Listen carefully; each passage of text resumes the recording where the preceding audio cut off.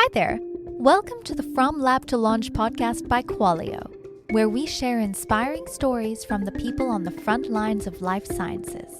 Tune in and leave inspired to bring your life-saving products to the world. Hello, everyone, and welcome to From Lab to Launch by Qualio. I'm Kelly from Qualio and your host for today. We're glad you're here. Today, we're interviewing two innovators on the front lines of life sciences and co-authors of a recent book we'll talk about and link to in the show notes. Dr. Eugene Lipov has been called the Einstein of modern anesthesiology. He's a renowned board-certified pain specialist and a huge proponent of the stellate ganglion block, a minimally invasive procedure that has been proven effective in treating PTSD symptoms. Jamie Mustard is an artist and a renowned strategic consultant. He is the author of the best-selling book, The Iconist, The Art and Science of Standing Out. Beginning as a child and then into adulthood, he suffered years of trauma at varying levels before stumbling across Dr. Lipov and the Dual Sympathetic Reset Procedure. We're going to dive into their groundbreaking revelation that psychological trauma manifests as a physical injury that can be seen and monitored on a brain scan, and their revolutionary approach to resetting the sympathetic nervous system that has helped countless patients suffering from chronic pain, anxiety, PTSD, and other related conditions. Let's bring them in. So we usually only have one guest on the show, but today we're excited to have both of you here. Tell us briefly about how you guys got connected and then decided to co-author this book together. You want me to go? Sure. How about Jamie? All right.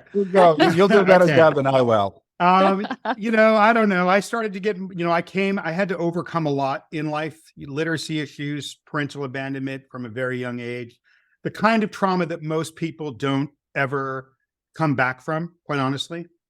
And so I was very motivated by, that if I somehow got successful, if I somehow achieved education, if I somehow had affluence rather than poverty, that these would make all my problems go away. And I found that the more I achieved and the more I was kind of getting what I wanted in life, the discomfort I was feeling was not going away. And so I started trying to look and figure out why that was. In certain ways, it was getting worse because now I didn't have an excuse for it.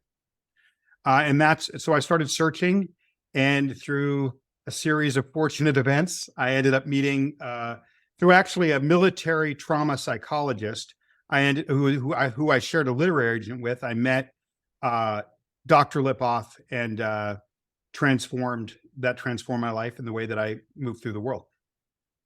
I love that story. Yeah, that's I think a lot of people carry these things around and then run into these walls, but just never connect the dots or figure out how to break through in that. So that just sort of fumbling around through therapeutic pathways. I mean, how did you come across that? 6 or 7 years ago, for the first time in my life, I'd achieved enough that I was never willing to look back. The only thing that worked for me was looking forward and being in complete denial that anything was wrong with me or that anything ever happened to me. I was in total denial. The worst thing one could possibly be, in my view of the world, was be a victim. So I was completely lying to myself that I'd ever been victimized, right? And so, but as I achieved and felt this great discomfort with achievement, I thought something's wrong. I'm not supposed to feel this way. This is supposed to feel good. So I went to see a therapist for the first time, and she diagnosed me with complex post-traumatic stress disorder, which very much upset me. And I kind of laughed in her face when she said it. I mean, I just thought it was preposterous. And then she said, her eyes welled up and she said, "Have you been listening to the stories you've been telling me?" And my BS bullshit life narrative kind of fell apart in that moment. And I like to say I started hugging the cactus. Mm-hmm. And, it was very providential what happened right around that time. A forensic psychiatrist, and I was always leery of psychiatrists because I thought they just drug people but he was a fan of my other work and had reached out to me, and I'd heard about Dr. Lipov's work. And this guy was a really renowned forensic psychiatrist who liked my other work. So I said, "Hey, can you vet this for me?" And he did that. And he basically, and basically what he came back with is, what's the upside? What's the downside? There was pure upside, no downside, no dependency on drugs, no mitigation where I'd have to be like taking something for the rest of my life, doing yoga every day for the rest of my life. Like this appeared to be a reset of the fight or flight system in the body. And there was no downside. So a few years ago, 2.5 years ago, I braved COVID. I got on a plane with 8 people in the middle of COVID, flew to Chicago. It was like a sci-fi movie, and and underwent the reset of the sympathetic nervous system.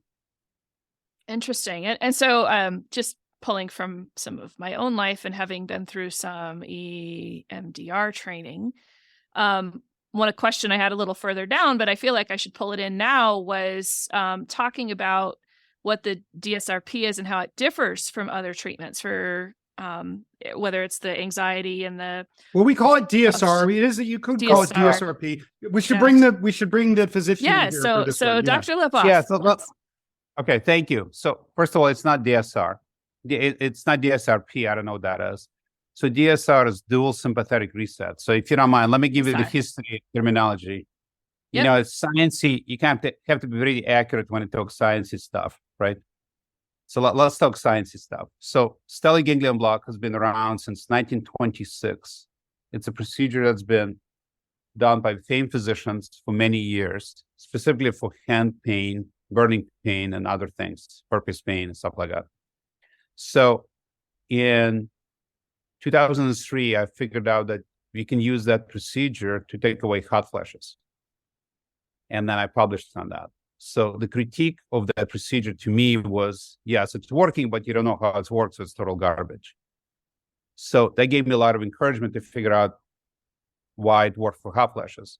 So in reviewing a bunch of medical articles, I came across an article where they did T2 clipping in the chest, which is a fight and flight nerves are in the chest. What's clipping, Dr. Lipov? Clipping is putting a metal clip on nerve to turn it off. Okay. Basically, you have to push the lung out of the way and put a clip on the nerve, which is pretty good sized procedure. I was going to say, that's fairly invasive. Right. And they found the hand sweats went away, but PTSD went away also. So I reviewed that literature. I was like, I had no idea why that would be. So I looked at the literature. It turns out the nerve, sympathetic nerve here, goes to the bundle of nerves in the neck and up to the brain. So I treated the first patient for PTSD in 2006 and published on that in 2008. So kind of speeding it up, then military has adopted it. They've done it at a number of institutions that was replicated. I had a patient that was very severe PTSD. We did a procedure on him. And usually after the procedure, people feel significantly better 10, 15 minutes. So he's looking at me 40 minutes later. It's like, I'm still in a lot of trouble. And I had no idea what to do at that point because all I know is how to do that block. That's all it's ever been done by people like me. I was pretty frightened, to put it mildly. I had to change my shorts after that day. But, almost. Anyway, so before I got into PTSD ward, I was doing procedures in Norway. The government of Norway invited me to help them with hot flash treatment. So we came up with I learned how to do a procedure called superior cervical ganglion block, which is an injection higher up in the neck. So this guy was in a lot of trouble. I took him back. He was a sniper for the Marines. And I did the second procedure higher up. 10 minutes later, after he left, he was doing great. We followed him up 5 years and he was fine. So I was scratching my head because it's never been done. I was like, why would that be? So I looked up a book. It was called Stellate Ganglion Block by James Moore, published in 56, out of print in 72. But there is a very clear explanation. Turns out fight and flight nerves go from the chest up to the neck at C7, go up to the brain, following vertebral artery, which is half the nerves. The other half goes up to the neck higher and goes to a different part of the brain following internal carotid artery. And that is why we're doing now DSR, dual sympathetic reset. We're doing 2 levels instead of 1. And the reason it's called dual is obvious. Sympathetic because it's fight and flight system. Reset is because what I believe it actually happens, what PTSD is, you have severe trauma or multiple small traumas that activates fight and flight system or sympathetic in sciencey terms, as Jamie would say. and you get stuck in that position. So if you can reset it to pre-trauma state, like computer, if you have a computer and you have software problems, you put a patch on, but if the hardware is broken, it's not going to work, right? So what we're doing here is we do the hardware reset by doing the DSR, and then we can do psychotherapy following that. That's like software patch, and that seems to work best together. So that's kind of a long-winded answer. Yeah, the way you have to look at it is, the book is called The Invisible Machine, right? And the reason we call it that is you have to look at we've been looking at trauma as a disorder. It's not. It's 100% a biological injury. Okay. And it's you could compare it to a broken leg you can't see. There's all these incredible therapies out there, from EMDR to talk therapy, to ketamine, to psilocybin. There's all these things. And but you wouldn't do physical therapy over a broken leg. And what's so important about it also, so all he's doing is resetting the leg, and then these other things become far more effective. You're fixing the hardware before you attack the software. If you're trying to run software on a broken computer, it's not going to run very well. And also, the concept of a disorder is incredibly stigmatizing, right? Yes. Yeah, Yes. And it's also not true, right? In 85 to 90% of cases, when someone gets a dual sympathetic reset, their extreme symptoms are gone. They're just a person again.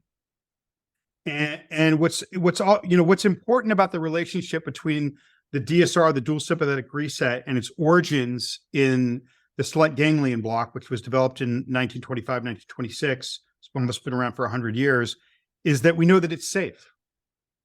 And there's no side effects. There's nothing else that exists that can give someone so much space and so much room to then better and improve their condition that is experiencing fight or flight symptoms. In fact, this work is really about Dr. Lipov and his innovation. Where I come into this is, maybe as an amplifier, using art and story to amplify his work, but also maybe I see his work from a different perspective because where I come from. When he and I met, he's been somebody I have incredible respect for him because of how much pushback he's had over the last 20 years. How many people told him that he was wrong, even though it's now been public peer reviewed, published in massive, major peer reviewed journals. The Army studied it, the Navy studied it, Barack Obama endorsed it back in 2008. The military is probably doing 15 to 20,000 of these a year. It's been on 60 Minutes. Good. It's gotten very mainstream despite whatever pushback he's gotten. He's gotten incredibly far in 20 years. But when I first came across the work, I didn't see it in relation to the military. I didn't see it in relation to first responders or sexual assault victims, who are the biggest cohorts getting this right now. When I saw, you have to look at the symptoms of what fight or flight symptoms are, as Dr. Lipov describes it, as how you would feel if you were running from a tiger. Mm-hmm. If you were running from a tiger, you would be anxious. You would have mild paranoia. Is the tiger going to be here any second? You would have a sense of doom. You would not be able to relax. You'd be hyper vigilant about the tiger. You'd be hyper aroused because there's a tiger right around you. You wouldn't be able to sleep if there was a tiger chasing you. You would have a hair trigger. You'd be very reactive. Okay. And the ultimate form of fight or flight, or flight in the military, where people are trained to protect, is suicide, the ultimate form of flight. And in the neighborhoods where I grew up, where violence is more acceptable towards each other, the ultimate form of flight is violent ideation or homicide. So when I saw the symptoms that the DSR affected, I saw the neighborhoods where I grew up. I thought 100% of people have this. You can get this from two ways. One is a blunt force trauma, where amygdala sends a signal to these nerves in your neck, the stellate ganglion, and you get heightened. If it's too overwhelming, it stays heightened. And Dr. Lipov can explain the science. Yes. Jamie, if I may, can I interrupt you for a second? Yes, for sure. Yeah. Let's talk about my favorite term, PTSD, that you're alluding to. Okay. So that term was developed by Dr. Frank Ogberg, very famous psychiatrist, came up with the term Stockholm Syndrome. So when we're talking about trauma, and that's why you got pretty much everything correct and be better than I could say, Jamie. The only thing that I think to remember is you don't need to have a hit in the head, blunt trauma, or any kind of trauma at all. You can see somebody being shot in front of you. You can get PTSD from that. So when you say PTSD, we're talking about post-traumatic stress injury. Injury means the nervous system is overactive.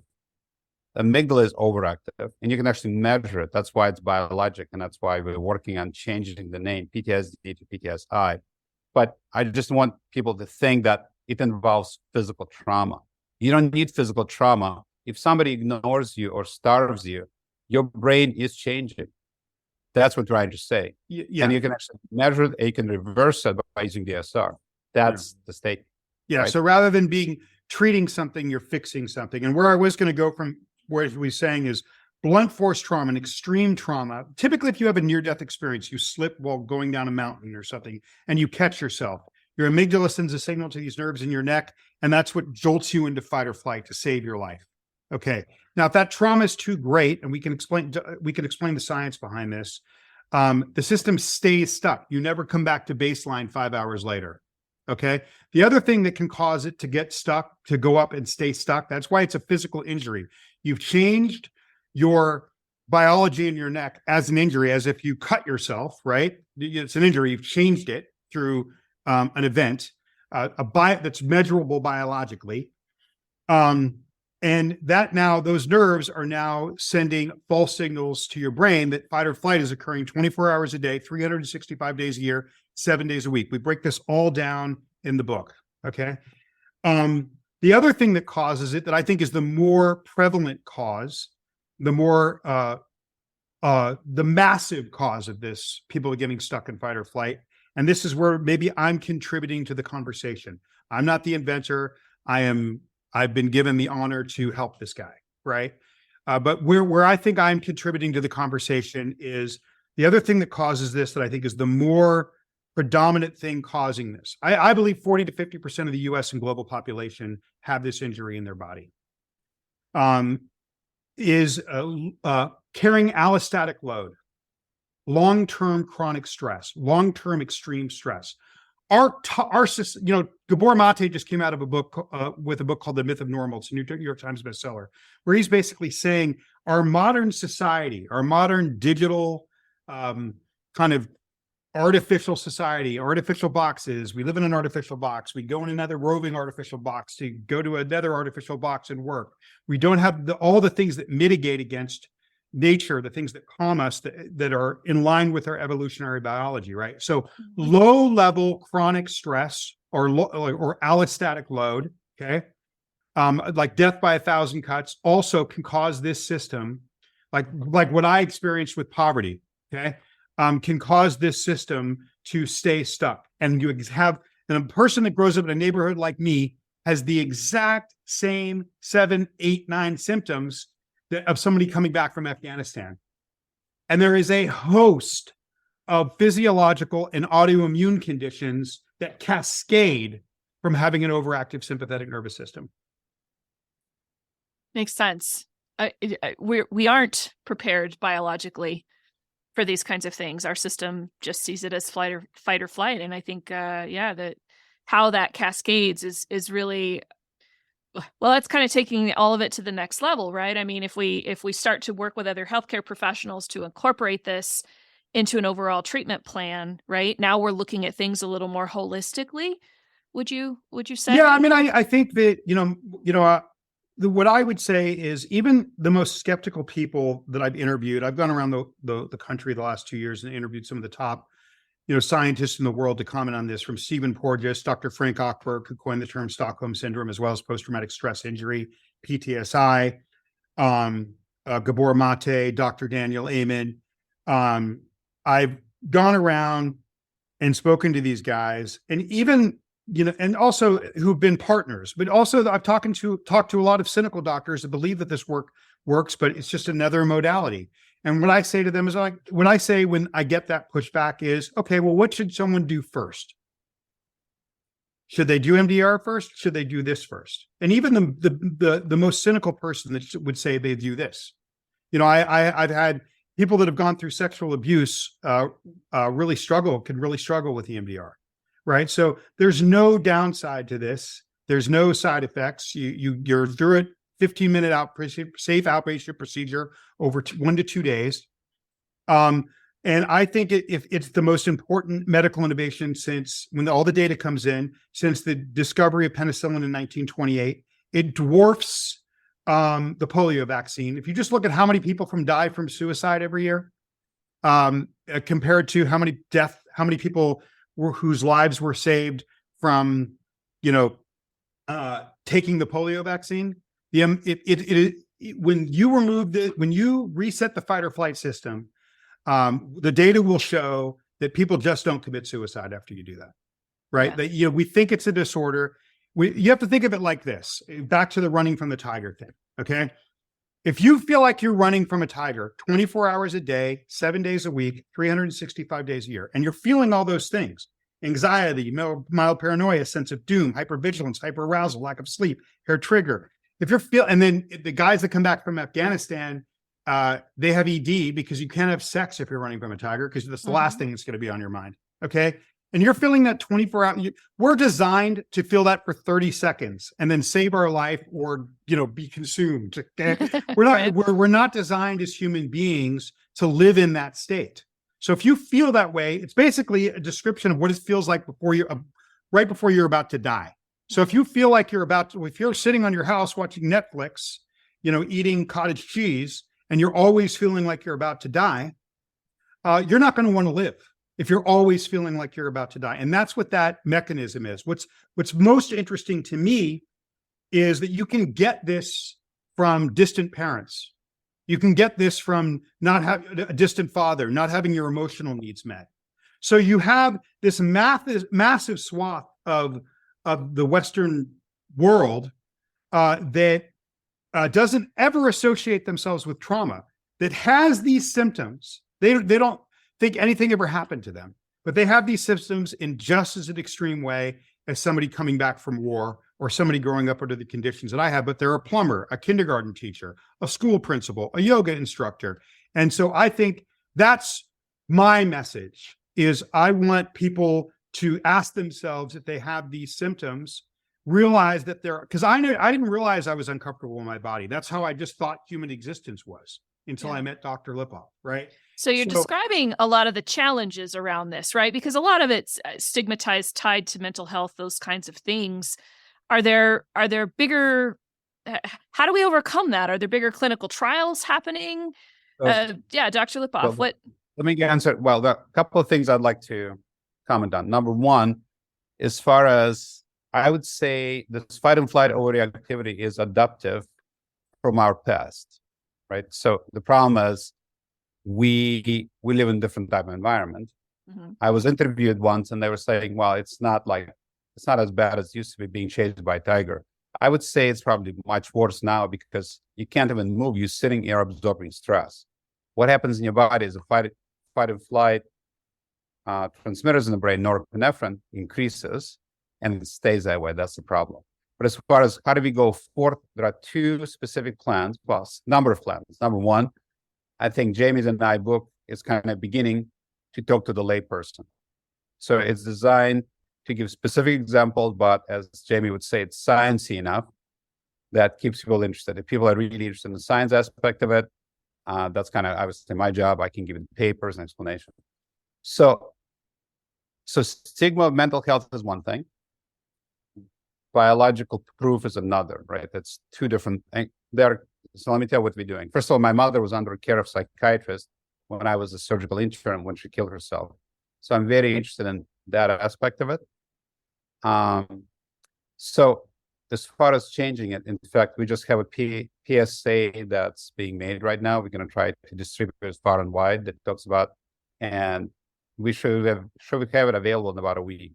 So basically it talks about the name PTSD needs to be changed to PTSI. Thankfully, Dr. Arkberg is still around and he's willing to help us promote that. So the end of the PSA ends with the following. So change the name, remove the stigma, save lives. That's the message. That's it. It's very simple. So that's one. Yeah, sorry. Number two, sciencey stuff. So you can say whatever you like, but what's the sciencey stuff show?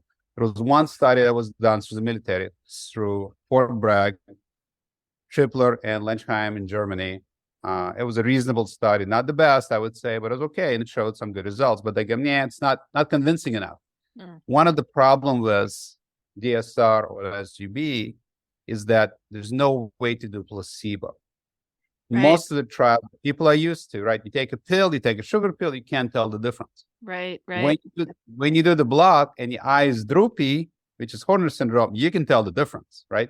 So there's no way to do a placebo. So the conventional approach just doesn't work. Right. So how do we get around that? The only way to get around it is to do advanced scanners, functional MRI or PET scan.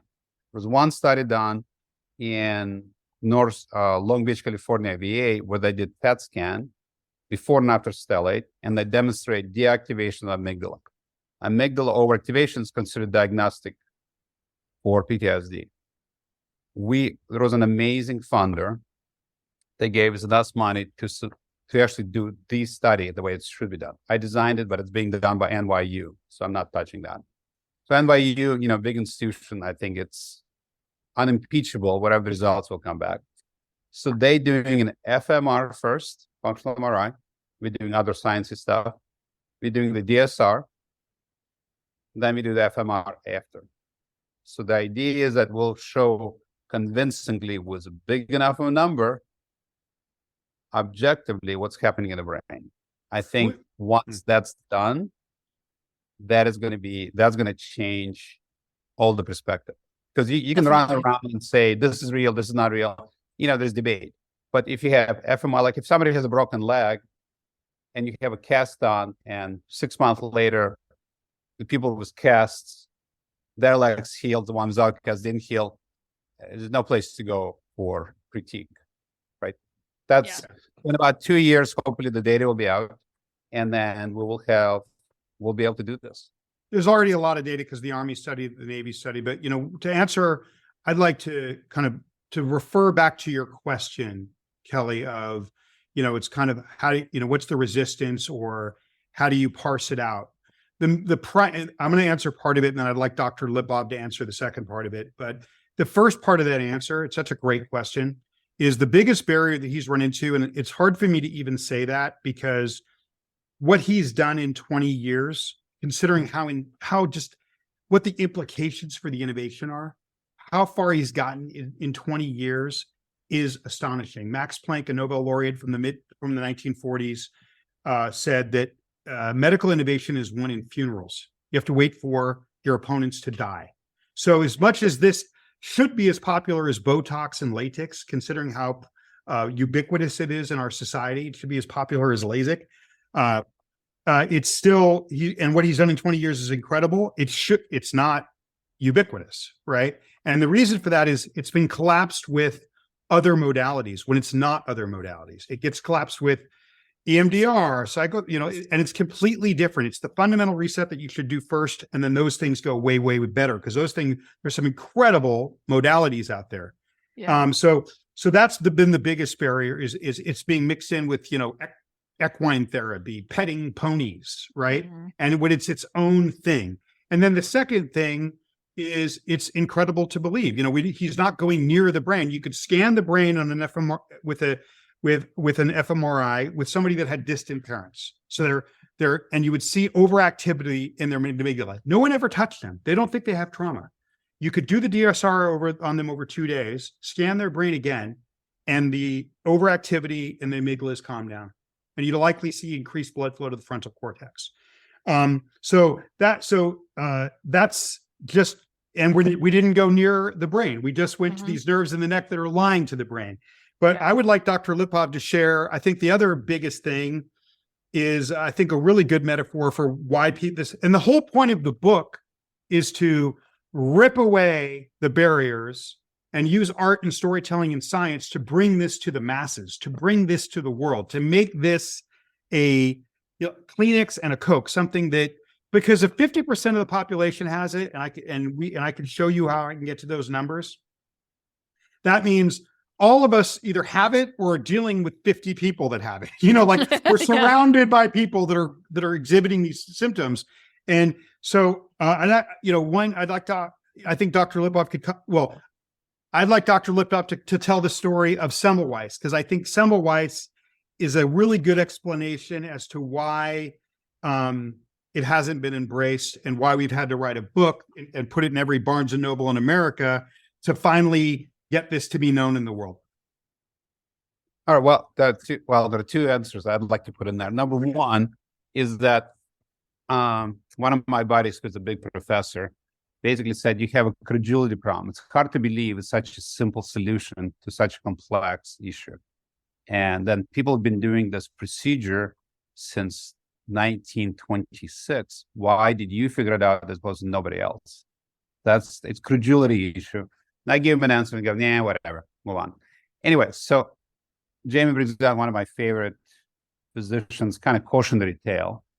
So this is a gentleman who was born in Hungary, and he in 1876, I believe, was starting to practice medicine, obstetrical medicine, in Vienna, which was the highlight of medical system in its day. He noticed that when women delivered babies in a hospital, the chance of death was 3 times higher compared to doing it at home with midwives. So he said, I don't know what it is, but it's happening. So he published on that. Of course, gets ignored. Then he followed around the doc. Turns out the doctors used to dissect dead people, do autopsies, and run over to deliver babies. And it's nobody knew about germ theory, because this is before Leeuwenhoek, before they could actually look at germs and stuff like that. And the belief was, if anything smelled putrid, then that's how the disease were transmitted by bad smells, bad humor, actually. In the air. In the air, or whatever. Anyway, so that was the thinking. So he published on it. He goes to the doctor, said, this is the research. I published on it. He wrote a book about it. He showed what year are we? What is this? Is this 17th, 18th, 19th century? 1876, I believe. Okay. Something like that area. So then he goes, then you'd think the doctors go, okay, that makes perfect sense. No, you'd be wrong on that. So what they did is they go, you're accusing us of being filthy. That is totally unacceptable. You're totally wrong. They put him in a psych ward. He was beaten to death within a month of admission in a psych ward. For telling people to wash their hands. Yeah. Hold on. It gets better. Yeah, exactly. That's precisely what. So then 20 years later, Lister figures out germ theory, like Listerine. That's all his big thing. Yeah. So after that, the medical establishment goes, oh my God, we have to wash our hands. We're transmitting germs.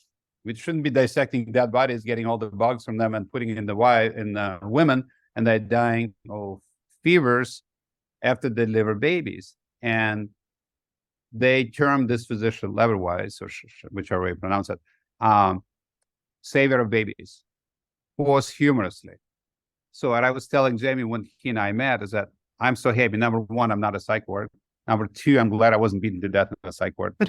Number three, I'm still functioning and here, and actually we're getting momentum, and we're actually able to hook up. I'm now a medical director of Stella. We have 35 sites in the United States, other countries, locations.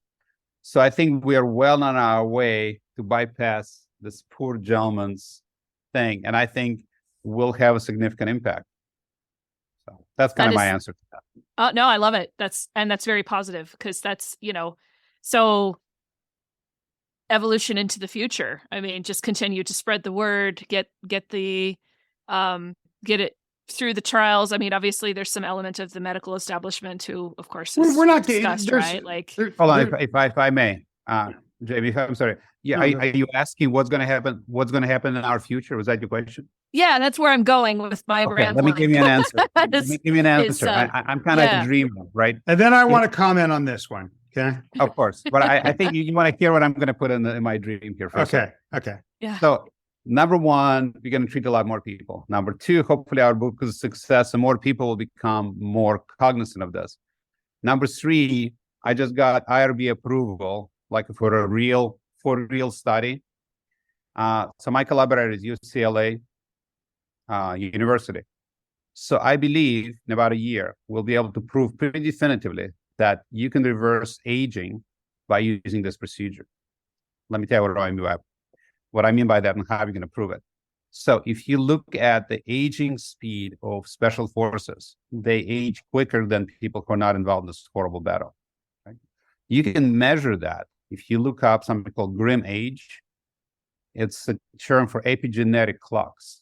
It was designed by Dr. Harwood originally, regardless. So you can take my word for it. There is a way to be able to tell how fast somebody is aging. Okay. The reason you want to know that is because if you're aging faster than normal, you're going to die sooner. You can actually predict people's death by epigenetic clock. I believe our treatment reverses epigenetic clock's advancement. So that's kind of, I think, a near-term future. But go ahead, Jamie. What I would like to say, and one of the reasons why I was incredibly excited about being on this show, because it's different than any other show we're doing in the sense that it's kind of it's discussing advancements in life sciences through a business lens, right? And it requires business to propagate something on a wide scale. I told Dr. Lipov when we first met that I'm not altruistic. I saw what this was and how important it was, and that, in certain ways serves me. Yeah, as an artist, if you're going to be an artist and you have to decide what you're going to work on. Are you going to work on this thing that's important that has ramifications all over the world, or are you just going to go work on a pretty picture, right? So it wasn't really altruistic for me, but what was the deciding factor, and this kind of goes to your show, Kelly, what was the deciding factor in terms of my decision to kind of not do other work and focus on this is the fact is around 3.5 years ago, about a year and a half or 2 years before I met Dr. Lipov, he teamed up with Sterling Partners, a multi-billion-dollar private equity firm in Chicago, to open up the Stellate Center, to open up these clinics all over the United States. These are the only clinics in the world that have all of the protocols that Dr. Lipov has made this 85 to 90% effective in the permanent relief of post-traumatic stress. So if you want to get this done, you don't just go and get you don't just go get this anywhere. You should go to a Stellate Center. It lasts longer and it's far more efficacious. When I had my first conversation talking to Daniel Amen about this, he was very leery. And I said, Daniel, I really would just like you to look at the research, and then if you tell me if I'm full of crap. And we were on a Zoom call, and he said, hold on. He started looking, his mouth kind of fell open as he was talking to me. And he didn't even want to be on that call. And now he's our partner. He said, wow. And I said, what? He said, Jamie, there's a very credible study here that says this is 70% effective in the permanent relief of most extreme post-traumatic stress syndromes. And I said, that's an old paper. It's 10 years old. We're at 85 or 90 now with the modern Stella protocols. Okay. Yeah. And nice. Daniel Amen said to me, the most famous psychiatrist in America, he's been the leader of saying that mental wellness is biological and far less mentally and disordery and amorphous and unscientific than we think. And the data science, he's got over 200,000 brain scans in the last scans, which is a massive data set in the last 10 years. The data science has really proven him right. He looks at me through the Zoom and he says, Jamie, I said, it's 85%. He said it was the study said 70. He said, Jamie, you don't understand. It's 70%. This wins the Nobel Prize. That's what we've come across here. I'll help you. And that started off, a year-long, a 2-year partnership where we were scanning our patients in Amen clinics, treating them with the DSR over 1 to 2 days and scanning them less than 24 hours later. And what we saw, what the forensic psychiatrists saw on those brain scans after 2 days would be something you would see equivalent to 6 months of hyperbaric. Right. So that's, one thing. One of the things I would love for Dr. Lipov to comment on, one of the things people often ask me about when we're talking about this book, The Invisible Machine, which is bringing this to pop culture. That's my contribution. Using its science, it's a pop science book, like something Carl Sagan would do, or the China study, or it's a science book that everyone can read, right? Okay. What's the point of keeping science from the masses, right? That we're trying to bring science to the masses. But one of the things that we talk about extensively in the book, and I would love for Dr. Lipov to comment on this, because this is one of the things that I'm probably most fascinated with, is, okay, so you have this book, The Body Keeps the Score. All right, well, how does the body keep the score? If we're damaging the body through trauma, even if no one touches you, what is happening in the body? Who's keeping score? What's doing the damage? So one of the things that I would love for Dr. Lipov to comment on is, why does having an overactive sympathetic nervous system stuck in fight or flight for a year, 10 years, 20 years, what exactly does that do to the body? Does it affect, is it giving us cancer? Is it giving us autoimmune disease? Is it, is there a health threat? Is it giving us orthopedic problems? What are the physical consequences of living for 10 years with an overactive sympathetic nervous system? Okay, so that's a very reasonable question. I think it's a very broad question. So first of all, what's interesting is PTSD is heritable, meaning if you have a grandfather that was involved in World War II, the chance of the grandchild, the granddaughter, having PTSD is significantly higher compared to someone who doesn't have that type of grandfather, which is, to me, is mind-blowing. So the whole thing about epigenetic drift that we talked about, that's all from trauma. But it also has a mental change. So it is well known that somebody has PTSD, the chance of heart attack is twice as high compared to PTSI, post-traumatic stress injury, right? Okay. I'm using, thank you, I appreciate it. Okay. Yeah. PTSI. Somebody has PTSI, their chance of developing cardiovascular problems is significantly higher. Turns out that's overactive sympathetic system dysregulates immune system. So that means the chance of number of immune-related disorders like ulcerative colitis and things like that can happen. What about cancer? Do you mind give me a second? Oh, yes. Yes, doctor. You got that, man. Yes, doctor. Yes, doctor. All right, I'll shut up. Thank you. We're like Anyway. Martin and Lewis, right? I know. All right, awesome. Let the man talk. Okay. Anyway, thank you. Anyway, so what happens, the reason people do not develop cancerous cells happen all the time in all of us, but we have scavenging system, which is an immune system that kills the cancers. If the immune system is being suppressed by overactive sympathetic system, then the cancers can take root and grow, right? Further, when somebody has PTSI, their norepinephrine levels in the brain increase. That's been measured in human beings, no question. So I wrote a chapter about sexual impact of PTSI. Turns out norepinephrine, there could be 3 levels. Low, there's no sexual interest. Optimal, great sexual interest. Too much, no sexual interest. Actually, too much norepinephrine suppresses sexual interest, at least in males, and sexual function. Up to 85% of men with PTSI or PTSD have sexual dysfunction. So if you put it all together, then the other thing we know is PTSI alters sleep cycles markedly. So DSR actually reverses that. What's interesting, the recent data shows that when somebody has a bad sleep, that leads to other problems, high blood pressure, other things, early death. But what's also interesting, turns out that there are 5 stages of sleep. Deep sleep is one of the stages. The most important part of sleep is deep sleep, because turns out what it does, that's when the poisons which are developed during the day gets cleared out of the brain. If you never get in deep sleep, the poisons truly stay in the brain. And that's not good for the brain. Leads to increased chance of dementia and other things. So in summary, overactive sympathetic system produces cardiovascular effects, immune function, no debate. Likely increases cancer risk, definitely produces sexual dysfunction, definitely produces sleep dysfunction. Just a few things. Definitely. Probably more we don't know about yet. No, and we're we're running a bit on time here, so we'll have to start to bring this to a close. Unfortunately, I'd love to keep going, but again, I just want to come back to this idea of the holistic approach and how getting this out of the shadows, as you guys have described, bringing it more mainstream.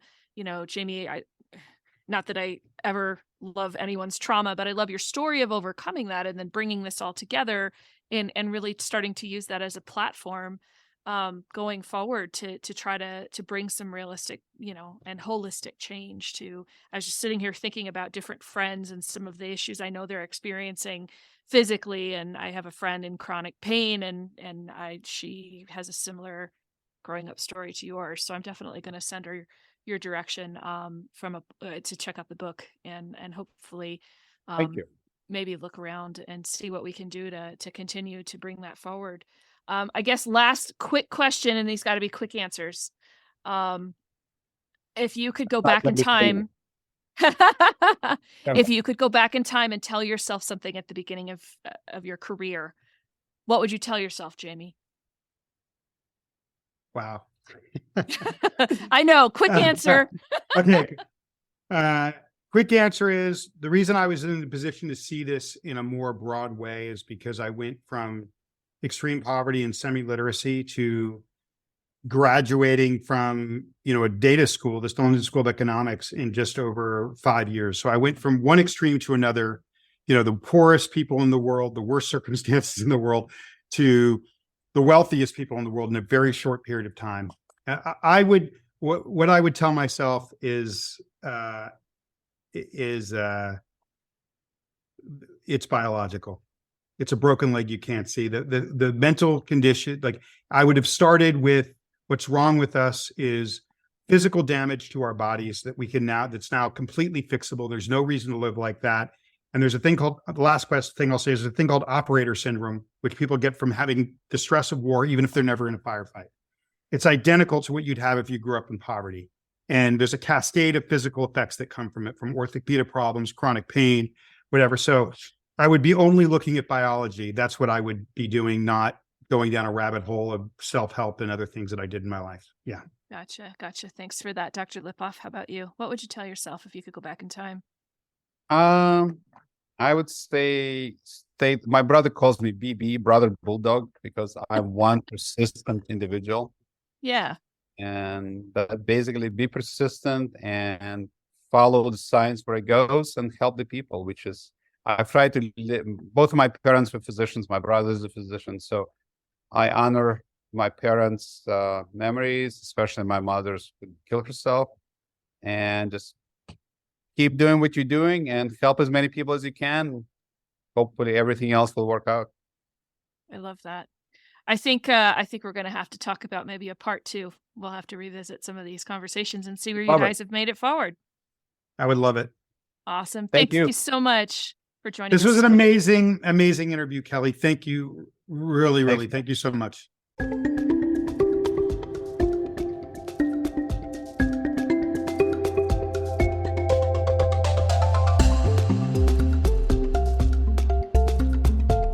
Thank you for listening to this week's episode of From Lab to Launch, brought to you by Qualio. If you like what you've heard, please subscribe and give the show a positive review. It really helps us out. For more information about Qualio, our guest today, or to be a guest on a future episode, please refer to the show notes. Until next time.